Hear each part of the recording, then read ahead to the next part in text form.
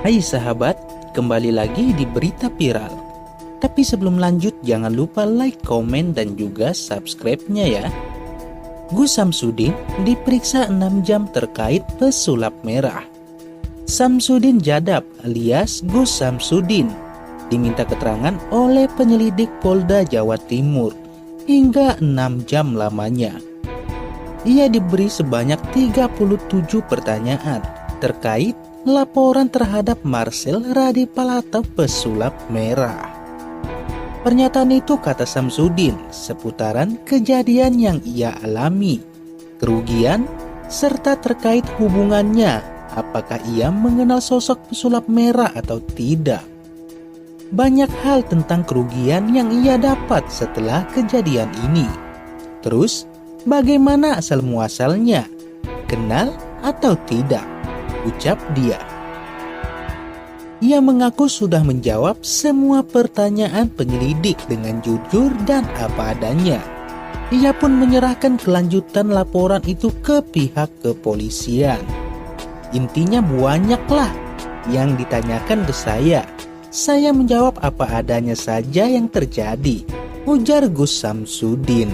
Senada kuasa hukum Samsudin, Priyarno, mengatakan bahwa kliennya telah dicecar sebanyak 37 pertanyaan.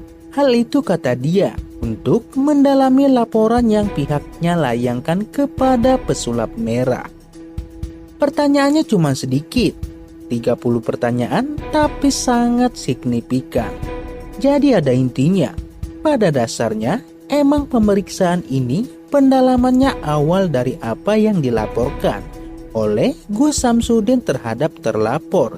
Masih diperlukan alat bukti lainnya yang akan pihaknya serahkan ke kepolisian. Karena ini masih ada pendalaman awal, jadi nanti akan ada alat bukti lain yang dikumpulkan, kata Priyarno. Meski demikian, ia mengakui bahwa laporan pihaknya masih berstatus aduan, termasuk ada saksi-saksi karena ada bahasa yang perlu ditelaah. Apakah nanti bahasa itu memenuhi syarat untuk perbuatan hukum? Ucapnya.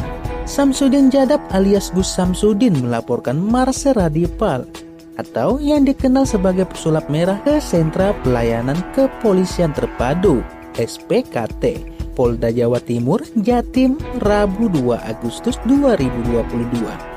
Marcel dianggap telah mencemarkan nama baik Samsudin di YouTube. Selain itu, ia juga dipolisikan dengan tuduhan ujaran kebencian. Kami melaporkan si Marcel, tindak pidana pencemaran nama baik dan ujaran kebencian, ujar kuasa hukum Samsudin, Teguh Puji Wahono, usai laporan. Teguh mengatakan, apa yang disampaikan pesulap merah di YouTube-nya merupakan penggiringan opini bahwa pengobatan yang dilakukan Samsudin disebut hanyalah sulap atau sebuah trik. Jadi kami proses semua hukum yang berlaku. Kami laporkan pasal 27 ayat 3 sama 28 ayat 2 Undang-Undang UU ITE, ucapnya.